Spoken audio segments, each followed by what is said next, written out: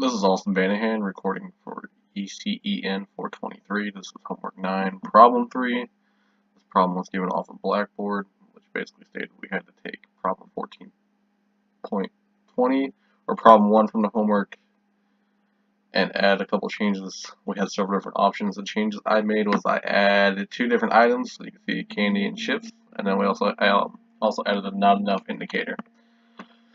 So starting at the beginning of the FSM, again, it's the same thing. If reset is high, state 0 it's going to remain in state 0. It'll only be able to change the rising clock, and reset is at 0, stuff like that. So same principle. State 0 is 0 cents, state 1 is 5 cents, state 2 is 10 cents, and so forth all the way up to state 9, which is 45 cents. State 8 is 40 cents. So we'll go to state 8 real quick. As you can see here, the not enough indicator is high all the way until you reach state 8. State 8 then pulses, or the then signal pulses high.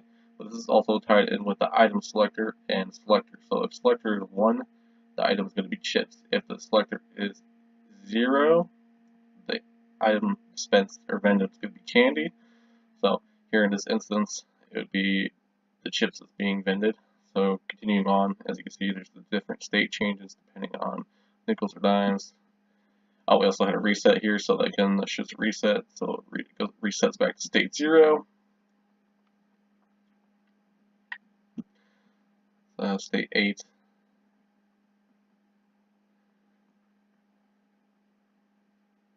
So I'm trying to get a state 9. Show the change signal. There it is right there. Alright, so state 9.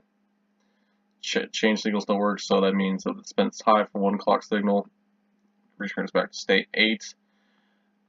I can change depending again on what the selector value is, either going to be chips or candy, and also depends, it's only going to vend high. This is tied in when it's only going to vend high when it's on state 8. That's the one of 40 cents. That's the total cost of the items. So you can see you have the rising clock, everything else. And just to illustrate again, the not enough indicator, it stays at 1 all the way until we reach state 8. Pulses high for that cycle, or I'm sorry, pulses low for that cycle. Then as we reset the FSM, remains high. This will conclude problem 3.